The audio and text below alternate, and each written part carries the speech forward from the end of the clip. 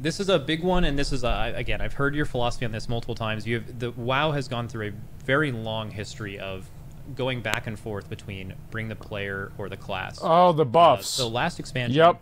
Playing perfectly optimally, there was about 7 spots in a 20-man raid that were basically required with something that you could not really replace with any other class. Yeah, this expansion, like a warlock. So far, again, taking a few liberties, but even leaving a few out, there's a bit closer to 12. Wow. Speaking for a not world first or high level cutting edge team who will probably make it work regardless, but more for the 10 to 15 man AOTC level teams that might not have some very powerful buffs or might have to swap classes. They're gimped. And, like, play something they maybe don't like as much to make themselves more powerful. I understand a lot of people don't need to be fully optimal. Volume up. Basically, can you explain your philosophy around raid buffs and how it's differed from X? Volume should be good. Where some classes were not required and now might be. Yeah. So okay. Let's see. Let me make sure I have. That was a all long of that question. right. Sorry about that. Yeah. No. Okay. So like, I guess. I mean, so some of it is stuff you mentioned that I've talked about in the past, but I'm thinking in the origins of bring the player, not the class, were like the extreme other end of the spectrum back in late Burning Crusade, where it wasn't just raid buffs, it was a matrix of party buffs, and it was, you know, as people saw in BC raiding, raid buffs were too much. You need a rogue in the group with the warrior to give battle shout, the warrior needs Wind Fury or they're bad, and sometimes you'd have somebody who's a good player, plays a class that's theoretically good, but you don't have room for them in your specific raid party matrix, and so they can't contribute. That felt clearly not what we wanted, and we moved away from that steadily. But I think where we're moving back towards is class mattering, making sure that the best raid composition, if you want to be optimal, is one that has representation of all 12, soon to be all 13 classes. What's the difference between optimal and not, though? 20-player Mythic raid format supports that. I think that's something that is friendly for pugs as well in a flex raid setting. Like if you're a pug leader, you're trying to recruit the optimal group, get a group together. If you don't have a warlock, you should be looking for a warlock. If you don't have a hunter, you should be looking for a hunter. I'm going to talk about that after this. Which is the meta range spec, this tier, let me just bring 5 of them and we're good to go. That helps provide what the fuck? social opportunities for the full range of players. Now, that said, we want to make sure that none of these buffs feels too impactful. Like to warlock. The point that it's like, you can't go without it. It's utterly mandatory at multiple levels. It's not mandatory, it's just better. You know, the top tier level. In that case, we want to look at things like tuning. We want to look at things like alternate buff items that can provide a substitute, or just increasing availability. I think the two most classic that's ones what in you this need to are, do. you know, Bloodlust, Valorous. I think no group at almost any level is going to go without them. The percentage of classes that brings those buffs has decreased naturally over the years. That's something we're looking at changing. That's a good point. I never thought of that. I think you'll probably see this in the next beta build, or next alpha build rather. Evokers will bring Bloodlust, so we'll have a 4th Lust class in the mix. Wow. We're also looking at adding Battle Res to one more class. Possibly Paladins, likely Paladins, but don't like 100% quote me on that. Oh, wow. Okay. Yep. A new responsibility from McConnell. We want to take a step back and look at the whole ecosystem now that we've explored the space of individual buffs on the class level. We don't want to close that door and say, no, we're not doing this. But it's absolutely possible that when you take all 38 specs in their totality, there's just too much of this now, and we're too close to the Burning Crusade space, at which point, over the next month, we'll want to pull back on some of those. That's smart. But, yeah. All right, yeah. So actually, I will have a follow-up question on that, because that was actually, first of all, that was an amazing answer. Thank you for that. But, that was okay. So when you talk about like a scenario where, okay, if you are trying to play optimally, you maybe will want to have one of every spec. I think there's a couple of polarizing versions of raid utility right now that I kind of want to hear your opinion on. Gateway. So currently, I think of the, how many classes are there now? Is it 13 with Evokers? Yep. Okay, with 13 classes, I think 10 have ones where they have either an hour-long raid buff that is basically irreplaceable, or are in some way bringing them to raid. Like for example, Warlocks don't have them, but if you've been around, Gateways, Hellstones, Summons, Wipe Recovery, all those things are extremely powerful. Thank you, Max. And you need one of those classes.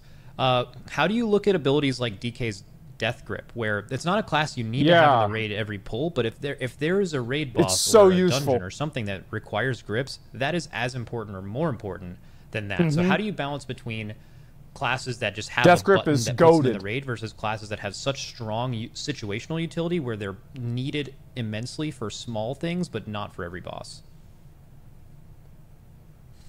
So you're asking us to nerf Death Grip, in other words. Yeah. No, that's the opposite of what I'm saying. No, I know. Yeah. He's like, wait a minute, hold up. Honestly, carefully. Like, needed is the thing that shouldn't be something that we're building in encounters, certainly on non-mythic difficulties. Like, if having knockbacks, having Death Grip, having a certain tool makes your life a bit easier in normal and heroic, great. And again, like, Pug leaders especially, Pug leaders are encouraged to, you know, it's Flex Raid for a reason. Look for a Death Knight. There's a ton out there who are actively looking for groups. Get one in, it'll help you. Philosophically, like, we talk about normal versus heroic. I think part of the difference there, like, a normal group, normal mode is Pugs, but also just really casual friends and family groups that are just there to play with each other. They're not looking to bring strangers into their group. They're not necessarily looking to, like, recruit to get a certain class or re-roll. We want to make sure that at that difficulty, you can succeed regardless. You can succeed with a very suboptimal comp as long as you have the basics covered. At heroic level, like, to some extent, the difference there, even if you're not, like, cutting edge mythic, you still, there's some challenge, there's some coordination, you care about success. You're not going to bring along a person who's doing 50% less damage than everybody else. You hear that, McConnell? McConnell? A DPS check. You can't come next time. Bringing in classes that can help you is Nico. useful. If it's ever literally impossible, then we're going to probably make mechanical changes to the encounter. We're going to give you more time. We're going to, you know, make a cast interruptible. We'll do something there, so it's like, it's not just ridiculously punishing if you don't have that specific class. Honestly, though, like, things like Death Grip, we would like more of those because it's so cool. Because it's more than just 5% damage or whatever passive buff. It lets you shape your strategy, and I think lets the player who is the Death Knight, even though they may, you know, resent having to run out and do some utility at the expense of their parse here or there, it lets them feel like they have a special role that's contributing to their group's success. Yeah, and I definitely agree with that. Also, just one class, it's too much. These DKs are wild, but yeah, one class I was is more too kind much. of along the lines of, like, implying, like, I think it's hunters, DKs, and shamans, I believe, that are the only class in the game basically that has situational fight utility instead of just they have something that makes them in all the time. So I was kind of just saying, like, maybe if you did actually want where, like, okay, you will always have at least one of these, so you have 7 spots now to fill with just what you want if you're being optimal. Player-based questions? No, it's not. I'll explain it afterwards. And then you have that. These are good questions. I think it's only, you're kind of trending in this direction, so maybe we haven't seen the full vision of it, but, like, there is still, I think, like 2 or 3 classes that don't have something that puts them in the raid all the time. Yeah, and I think ultimately, we are looking at representation. Hunters are overpowered. They don't need anything. We want to have something we feel is a good idea, something that's elegant. They're always overpowered. You know, it's easy to say, okay, this class has nothing. They get some new passive 3% stat buff. Now everyone has to bring them. But that feels like a cop-out. So it's like, don't do that. If there's a representation problem that we need to solve and we're coming up with a good idea, we want to move in that general direction, but, you know, not at the expense of elegant design. Excellent. And actually, this actually isn't even a question. I just wanted to bring something up on the note of, like, bringing classes to raids and make sure it's accessible. Along something that's often forgot about when talking about the DK thing we talked about at the beginning of this interview, where it was the video you were watching was not about DKs. It was about melee representation in raids.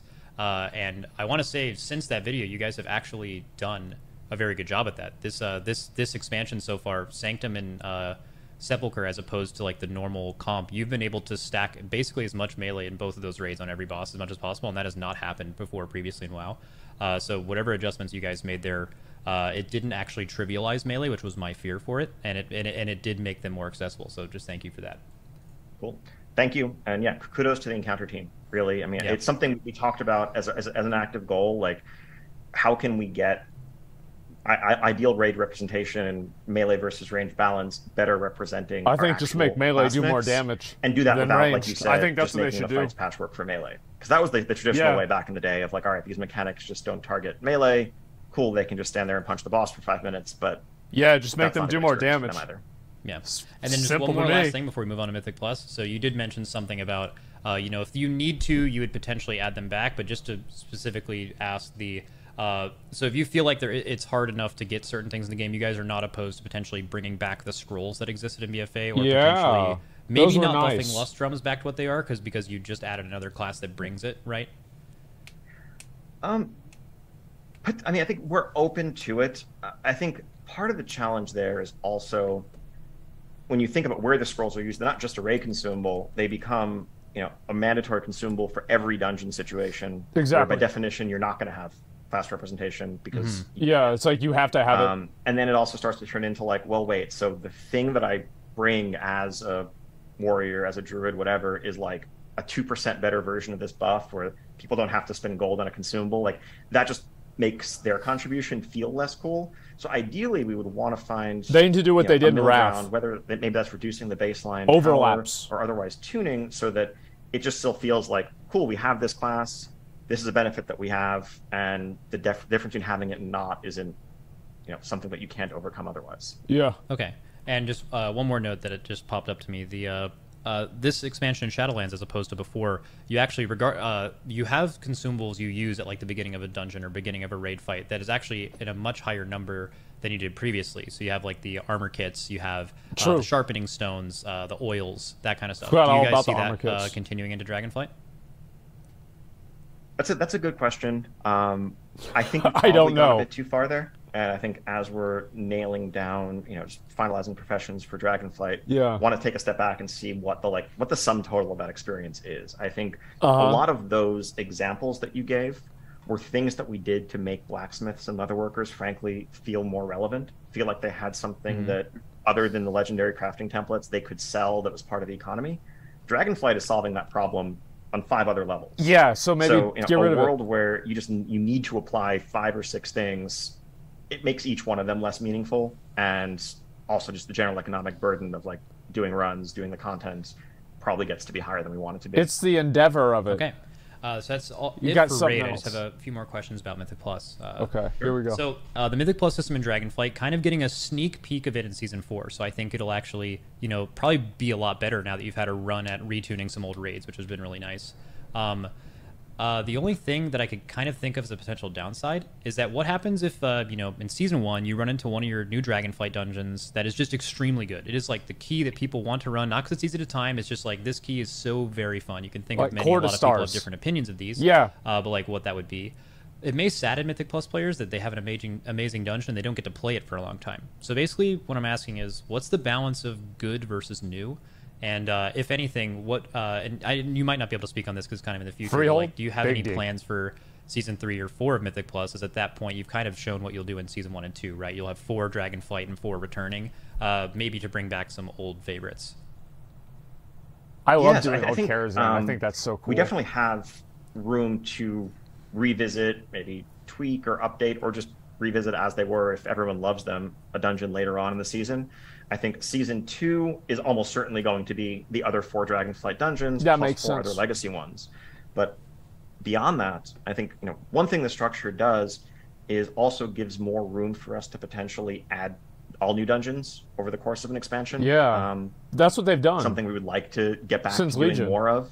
I think back in Legion, when we last did this, one of the quick challenges that we ran into was integrating a brand new dungeon into a pool of dungeons that the community had already mastered. Like when Cathedral Mythic Plus rolled out. Oh, this is such a good point. That was a super dead key for a long time. Fuck that so as well.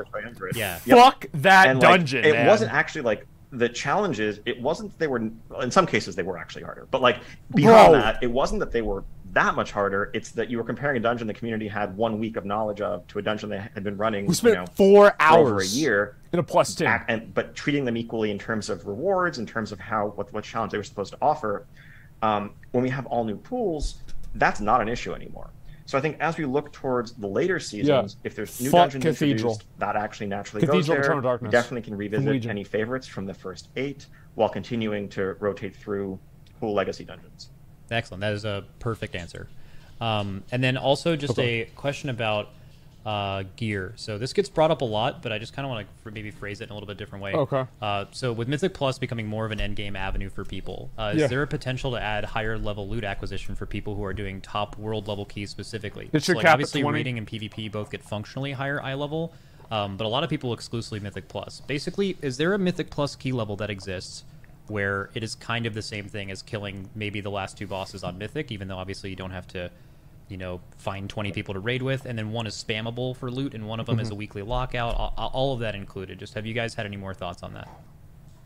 There is a key level that exists It's definitely a different key level for Lower Karazhan than Workshop, but you know, that's one of the challenges. That makes it complicated, doesn't it? The spammability of it definitely is a factor. That's something we've grappled with when it comes to Mythic Plus loot since its introduction back in Legion. It's a good answer. I'm glad Ian knows. Because of how varied dungeon pools are, because of just the social factors of if someone's running a dungeon on a Saturday, we don't want people feeling like, well, I'm already locked for the week, or I've already maxed out on my loot for the week, so I don't want to run it with you. That's led us to every dungeon run gives you some loot. Yeah. But of course, balancing that against weekly throttled systems like, you know, just raids and PvP means that if it's too rewarding, we just completely killed raiding. And I would argue that, you know, one of the problems You're doing that already. for not Mythic guilds so much, but normal and heroic guilds right now, is the tension between raid rewards and Mythic Plus rewards. There's no reason if you're in a group progressing through heroic over the course of a season, why raid? But half of your raid is running 15s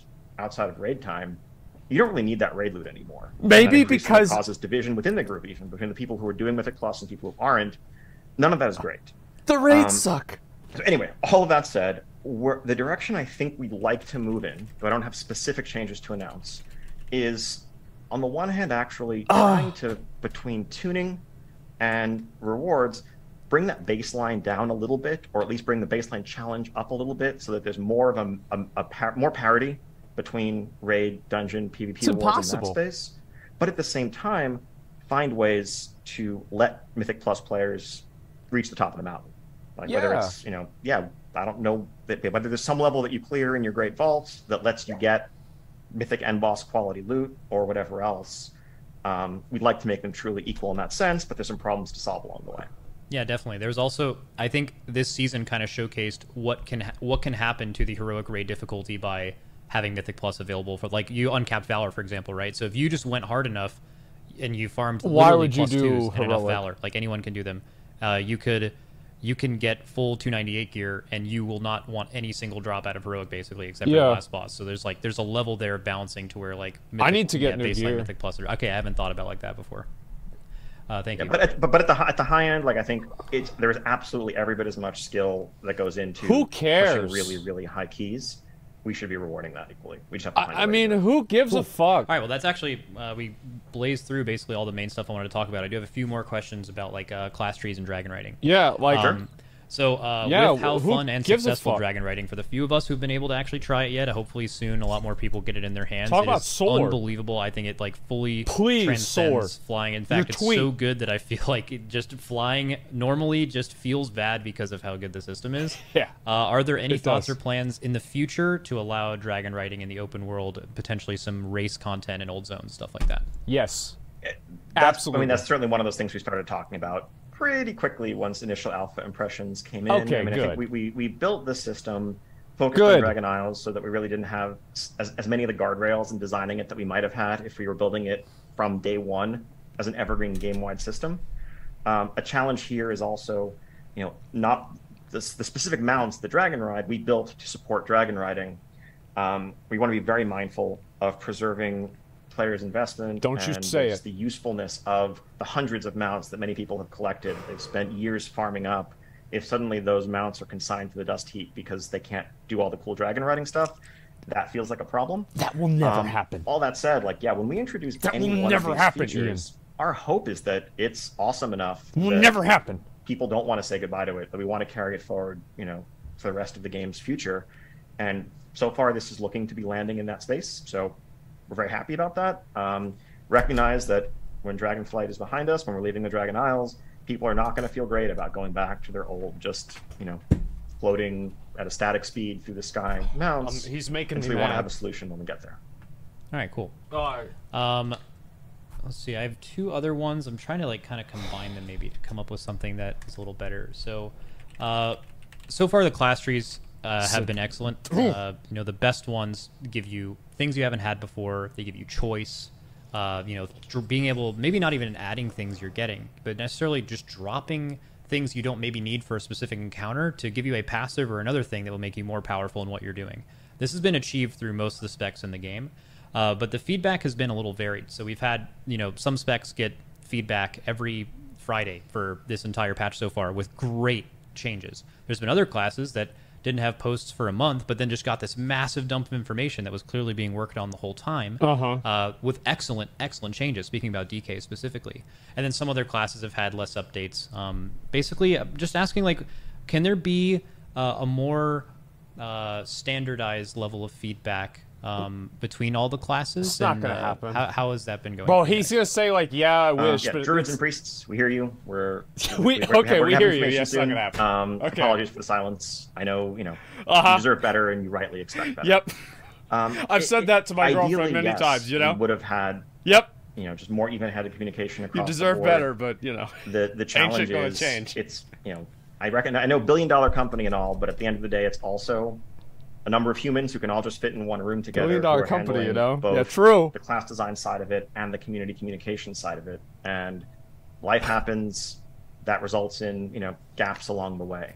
Sometimes one developer is working on a couple of classes and has one done, but they need to get the other one done because understandably players of that class are impatient, but that means in turn that they're less focused on the first one for now and are going to get back to it. And so it's stuff like that.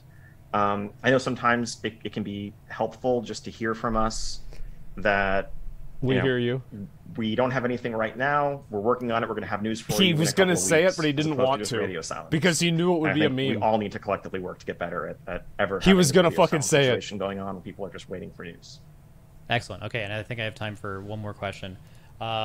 So, first of all, that's excellent, and I don't even know if I need to enter with a question. The question isn't even that good. I just want to point out that you guys have the right idea with class trees. The ones being done at their best, and you've seen over time the ones that were a bit more problematic have obviously been a deep amount of collaboration there, and they have seen the things that have worked in other trees and moved on to others. So far, I think the fact that some of them at their very best show an unbelievable form of content, I think all of us are just really happy to see it, and just hope that all the classes kind of end up turning around with the same, because I know it's going to be a long road, right? Because you're just now, it seems, with posts, you're getting into the tuning section, right? Yeah. Where, like, now that you've added a bunch of new capstones, you're going to need to make sure that they all kind of make sense. Some of them weren't capstone nodes before. They need to really compete with each other. Exactly. So you guys ready to just talk about that process? Yeah, tuning and iteration, right? I mean, and that's going to mean replacing some talents, redesigning some things that just aren't working. But we obviously needed to get the broad foundations out there. Looking forward to raid testing, Mythic Plus, endgames, seeing people actually using these builds in different situations, and moving beyond theory crafting to playing with them. And that's the only thing that's ahead of us. And frankly, that's actually a little bit of a relief. Like, at this point in Shadowlands, we still had 4 different systems to implement. It was like, cool, we got these things done. Now let's finish making conduits and Torghast powers. Here, okay, we have our first pass the talent trees done. 100% of the team's time is going to be focused on listening, responding, iterating, and then tuning. All right, excellent. Thank you. Thank you so much for your time. I have one super quick question for you. Just wanted to seed this as a question for you, for the community. Okay. How do you guys feel about simultaneous normal, heroic, mythic release as a thing in, let's say, hypothetical future tiers? His face. He's like, oh no. I think, for me personally, Okay, so I haven't had any time to think about this, but something that I think is an issue is, like, one thing you guys have done some things to mitigate in the past. I think it's fine the way it is. Had to reduce what crazy things we would do during heroic. Yeah, I think it's fine how it is. But the reality is that's because we have an entire week to do degenerate things. If Mythic is out, that really solves a lot of the decision making. You'd be doing a lot of things when Mythic is out, but I mean, that is a massive source of information. I don't know. That's very overwhelming. I would need to figure that out. Yeah, but and to be clear, I'm super I'm not genuinely not announcing anything there. Yeah, we're just trying to figure out. I mean, there's holidays coming up. There's stuff going on. We want to think through how our raid rollout is going to work for the start of Dragonflight, and community feedback always helps. I think it'd be. Did he just announce it? I'm not positive, but I think it would be worth a shot, especially with like the potential. If you extrapolate that, yeah, he did. Yeah, I think. Yeah, I'm so much at once, but I'm almost positive that it's a good thing. But I would need to, like, actually sit down and actually think about it. So, yeah, thank you for that. That was very cool. I actually don't think thank you it's a so big much deal. for the answers. That was deeply insightful. I love hearing you talk about WoW. I'm very passionate about it, and very clearly you are too. So thank you for that. It's a pleasure. Yeah, thank you very much, and look forward to doing it again. All right, thanks, man. Bye-bye. Take care. Yep. Shout out to Max for the interview. Shout out to Ian. Everything like that. All I think that went pretty well. There we go, chat. That went really well, I think. I agree. Definitely. Oh, you guys got an ad? Oh, nice. Good one. Lamau. Gotcha, bitch. Oh. Yeah, listen. I'll talk about it in a minute. That was nice. That was a good interview. Yeah, I'm glad that really went well. To Max for doing these interviews, I was too. going through. I've done one of them. I want to talk a little bit about this myself, okay? So we got to have a little bit of conversation here about like the whole situation that Ian was talking about, right? So number one, let's go into I wrote down a few little bit of notes here because I kind of have I got to talk about this shit. So Ian, I think like a lot of his answers were like not awful. I mean, I really don't think that they were awful. However, I feel like they could have been better, and I want to talk a little bit about why I think they could be better, what could be better specifically, and what I'm worried about seeing in Dragonflight, and I think where the problems kind of lie in terms of class balance. So, number one, it's about the idea of bring the class, not the player. So, here's what they should do instead of this, right? So, instead of bring the class, not the player, it should be bring the classes, not the player. Having one class that can do a death grip is shit. The reason why heroism is fine is because 5 classes, 3 or 4 or 5 classes have heroism. The reason why battle res is fine is because a bunch of classes have battle res. You should have overlap between the different buffs.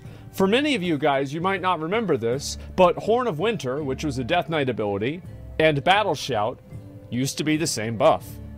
And if you brought a DK, you didn't need a warrior. If you brought a warrior, you didn't need a DK. The problem is not that certain classes have unique advantages. The problem is that one class has a unique advantage. And also, what's this here? Bad take, some classes need class-specific abilities? So, need. Why does it need? Why does it? So, okay, all right. So, let's talk about, whoa, they need this. Why? So your fantasy of what you believe this class is can be fulfilled in some sense of fucking ephemeral idea in your mind. Meanwhile, somebody's sitting there trying to do a raid, and they can't find a Death Knight. I don't give a shit about what your ideals are whenever 19 other people are sitting around waiting for the Death Knight to log on, or waiting for the Warlock to come back from eating food. No shot. Get the fuck out of here. That's the worst idea ever. It's like, again, this is the fucking same shit that New World did. Oh, well, we want people to go out and explore the world. We want to give it a sense of grandeur. We want to...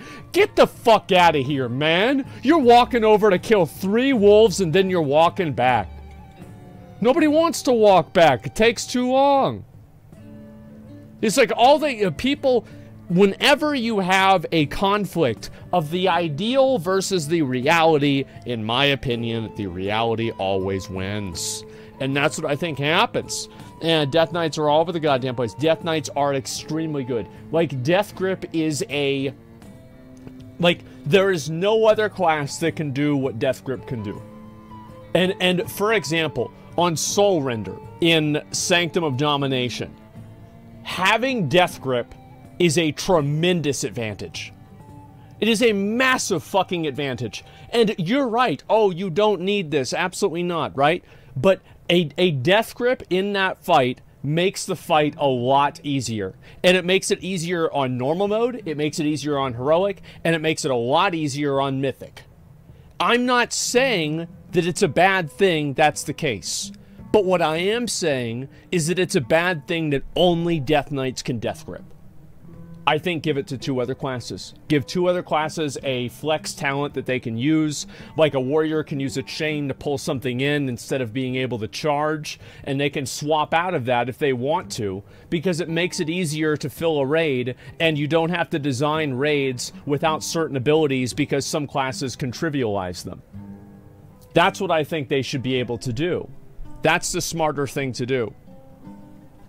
Is that not class identity? Class identity. You know what my identity is whenever I'm in the raid?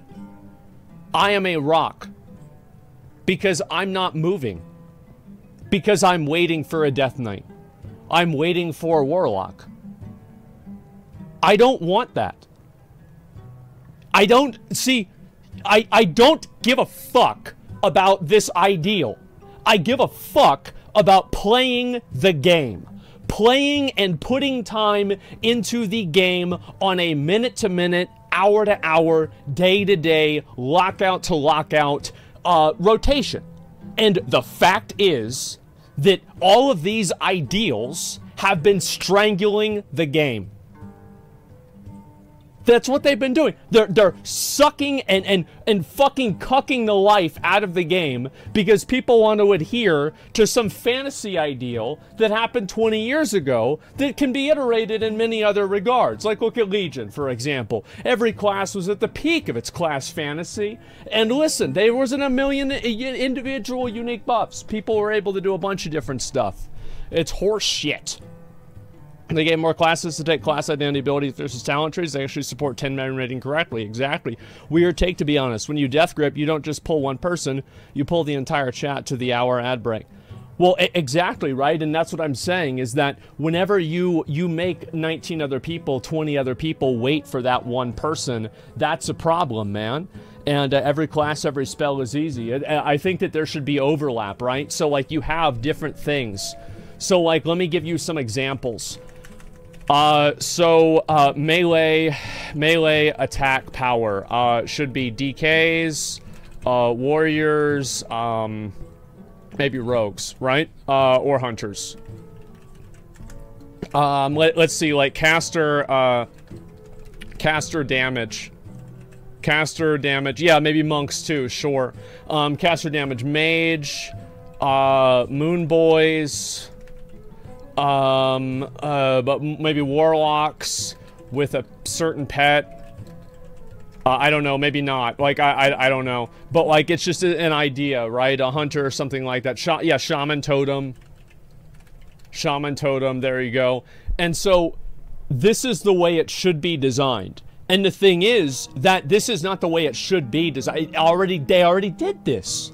We did this back in Wrath. We did this shit back in Wrath, where they were like, man, these fucking, like, super rigid group comps were dog shit in Burning Crusade, and we don't like them, so we're gonna make it a little bit easier to do. And Wrath was better because of that. Yeah, it was like this up until WoD. Yeah, exactly. Like, this is how it was for, like, years, and it was fine. I don't know why they went back on this. It's such a bad idea. Giving bureaus to paladins make them more cuppy. This is a problem. I read it the first time. Stop typing it now, okay? Anyway, Ian talked about that. He said you'd literally just take 5 of the same meta class instead.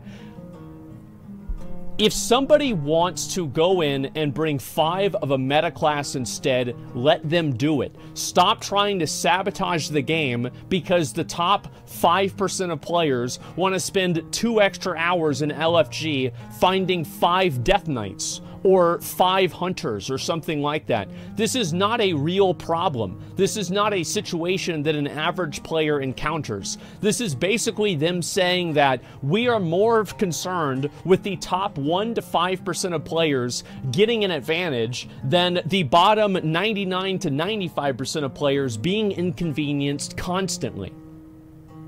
It's stupid. You just think about how stupid that is. I select everything party-wide, different classes bring the same buffs, it's all good. You want to know why? It's because the buffs that they bring are, they are output buffs and not utility buffs. And the difference is that a utility buff like Gateway and Death Grip, for example, are things that are very, very hard to change. It is very hard to actually go and quantify the value of something like that. But with something like in Lost Ark, where like, oh, I do red dust, everybody does more damage. Okay, right?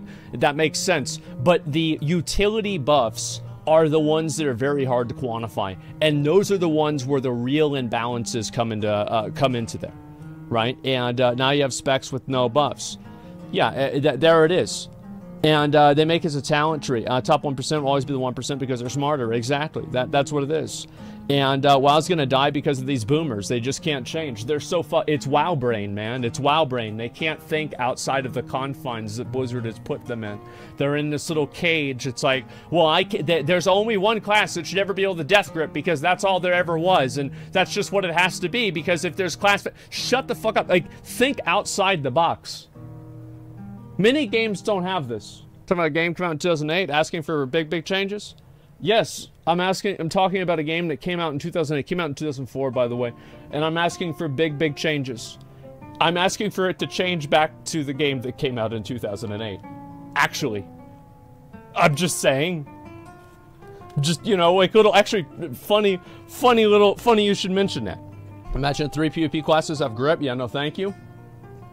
I would say that, having that advantage is better than making PvE shit. And that's what it is. Don't think it's Boomer's fault. Back in the day, it doesn't matter if your raid took 3 hours. Nowadays, you get yelled at whenever it takes 3 minutes longer than the last week.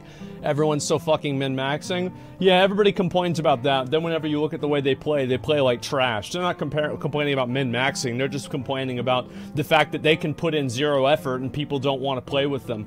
No, not everybody is min-maxing. There's plenty of groups that just take things casually. But many people actually want to join a min-max group because it's more efficient, but they don't want to min-max. And no, I'm not going to give you any quarter on that. That's ridiculous. It's pathetic. Let's see here. 3 separate abilities for PvE content like PvP skills? No, I think that all abilities should be the exact same. I don't even like PvP talents. I think they're stupid. Every ability should play the same in most situations. As much as possible. Change Death Grip for an actual buff that justifies our raid spot. Grip is useful and probably one boss during the whole expansion. Yes, but it's invaluable.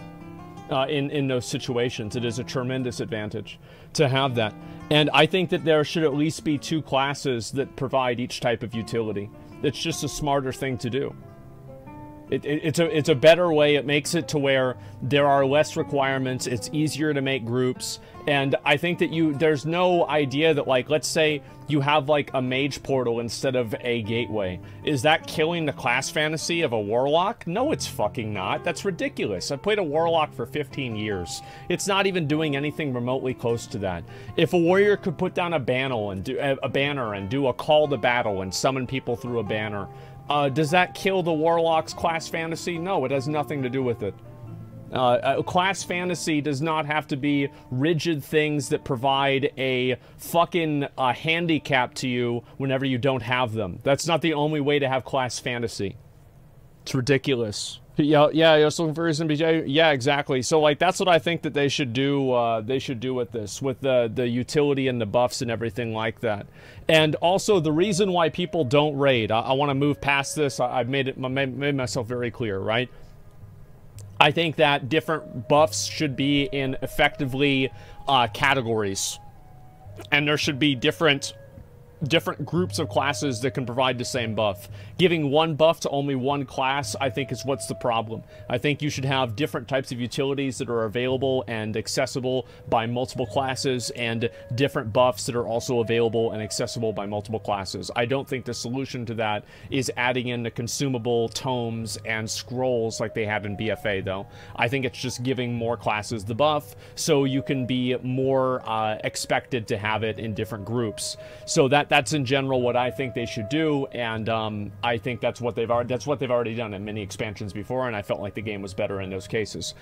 Anyway, so we're talking about why raiding. People are talking about, well, Mythic Plus, like why would anybody raid if there's Mythic Plus giving you gear? The reason why people don't raid is because raiding is designed to waste your time. You waste your time getting to the dungeon, you waste your time doing the trash pulls, you waste your time doing everything. And if you look at every single Mythic Plus dungeon as like one 30-minute block, and then you compare a 4-hour raid, are you killing 8 bosses in that 4-hour raid? There are many guilds that don't. And the fact is that also a lot of raids are pass-fail.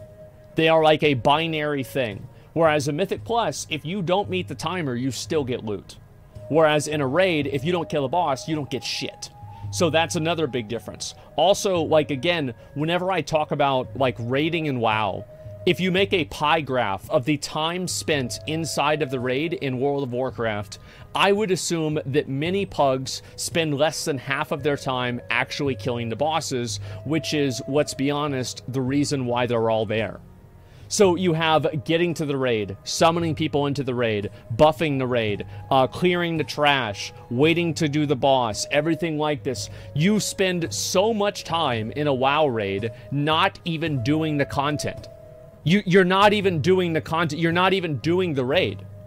You're just doing you're prepping to do the raid. You're running back from the wipe. You're, you know, planning something out, right? This is what the problem is with raiding. And every other MMO that's on the market right now has solved this problem. Like, Final Fantasy solved this problem completely. Lost Ark solved this problem completely. World of Warcraft needs to solve this problem, at least mostly. I'm not saying there shouldn't be any trash. I'm saying it should be reduced by at least 80%. Runbacks, there should be summoning stones at the boss. Runbacks should not occur. You should just spawn right in front of the boss that you just were attempting. And that's all there is to it. Stop wasting people's time, and then maybe more people will raid. That's just all it is. That's the problem. People are getting their time wasted in the game, and so then they do Mythic Plus, because any reasonable person, we can go back to the min-maxing thing. Any person who's trying to min-max their time, to any degree, and this is also like, this is the min-maxing that the dad with 3 wives, 9 kids, and 4 jobs does. He asks himself, I've got 40 minutes to play.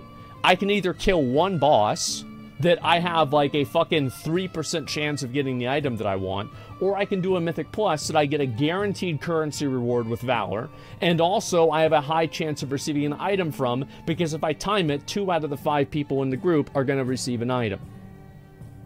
That's the kind of min-maxing the craft beer 45-year-old dads do. And that's why they don't raid. It's because raiding is designed in a way that wastes your time. That's what it is. It's designed in a way that wastes your time. Do Mythic Plus, you paid for a boost at this point? Sometimes, yeah. So, that's why raiding is dying. It's not just because Mythic Plus drops more consistent loot. It's also because raiding has all kinds of other hurdles in it that are not fun to overcome. They are organizational and structural challenges that provide no reward structure upon overcoming. It does not feel good to overcome those challenges. I think that Mythic Plus gear should be bumped up. I think maybe plus 20s, maybe a month after the season comes out, a couple weeks after the season comes out, should be the new capstone for gear, and you should be able to get gear, I don't know, that's like somewhere around Mythic level. I think that's what would make sense. But I agree that in 1.5 hours of Lost Ark, you get the feeling of raiding only while attacking the boss and nothing else kills the immersion a tiny bit.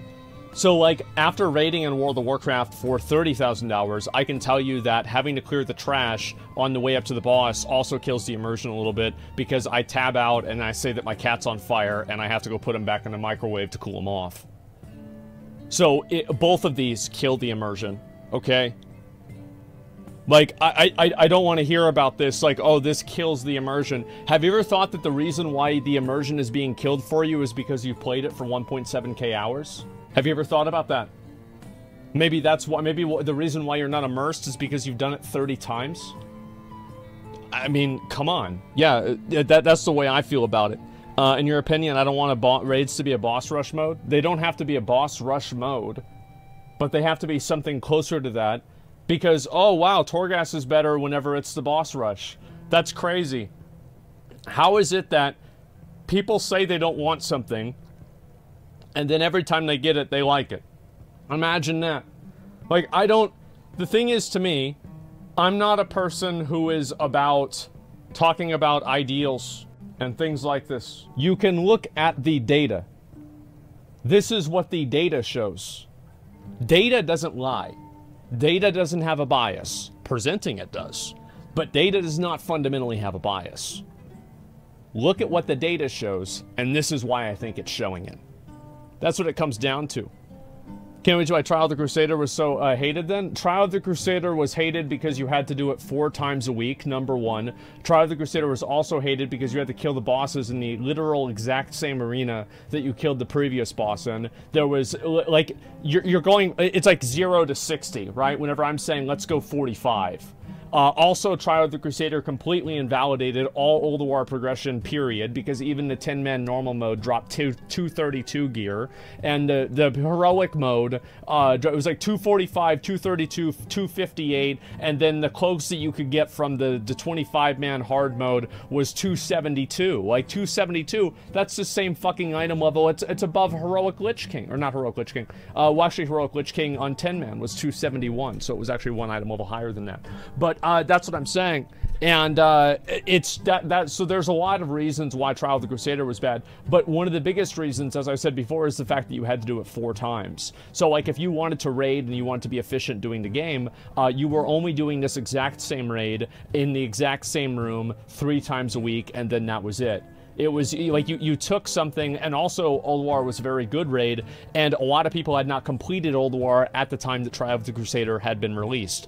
Even in my guild, we didn't see the Realm First for Yogg 0 until after TOC was out. So yeah, I think that's what it is. Zach, sounds like you loved Hyjal. I actually did love Hyjal because I was a big Warcraft 3 fan. So I was really happy to be able to go and do it myself, but there's a reason why I skipped on tier 6 this time around on Classic, okay? That's it. And let's see here. TOC was only good for GTKP. Yeah, for the trinkets on the 4th and last boss, yeah, definitely. Going for Tribute Insanity was lots of fun, though, in my opinion. I fucking hated it, because there's always somebody who was dumb. Yeah, I hated that shit. Let's see here. Genshin has better boss fights than WoW. That's how WoW raiding sucks.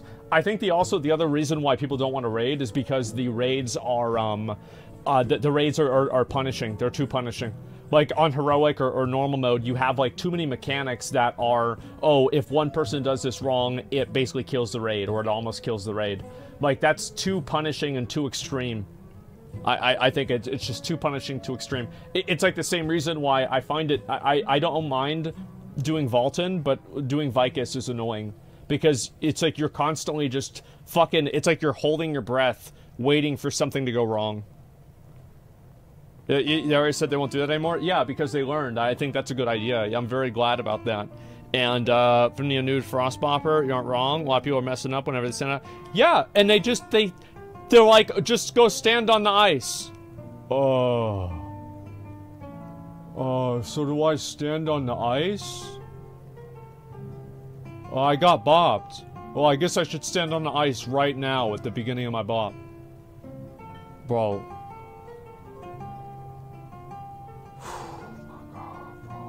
Oh my god, it was so bad. It was so bad. There are so many people that were, what's ice? Yeah, exactly. I don't have projected textures on. I can't see it. And so anyway, last thing I want to talk about is dragon riding versus flying. Obviously, this is what Blizzard should do, is they should just make it to where you can use dragon riding everywhere in the world. Nobody is going to stop using regular flying mounts. The reason why they're not going to do that is because regular flying mounts provide you complete control in the game. Here, let me ask you a question. Why do we have flight paths anymore? Well, you can just fly over there. Well, why do we have a flight path? Sometimes the flight path takes longer. Well, I'll tell you why. It's because you go on the flight path, you can go jerk off, make yourself some food, go AFK, watch a YouTube video, and come back and be exactly where you want to be. A lot of people don't want to have to be sitting there moving their dragon. They don't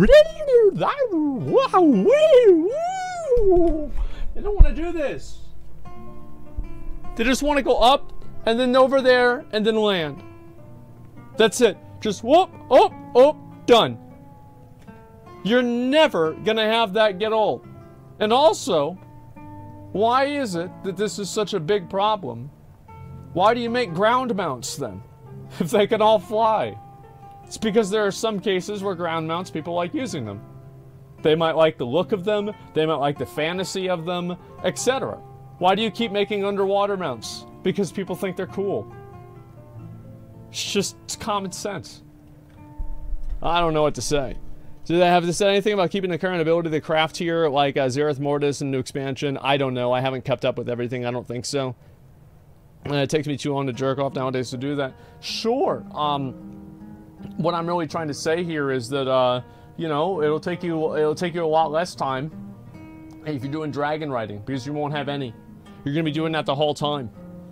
And so, yeah, AFK flying in BC, come back and being totally off the map. Yeah, you're like off on the corner and like your character's dead and you have to like go and, you know, you have to like go to the very edge of like a fucking random island in Netherstorm because your body respawned at the very corner of it, and then you have to resurrect there, and then a mob kills you and you have to do it again.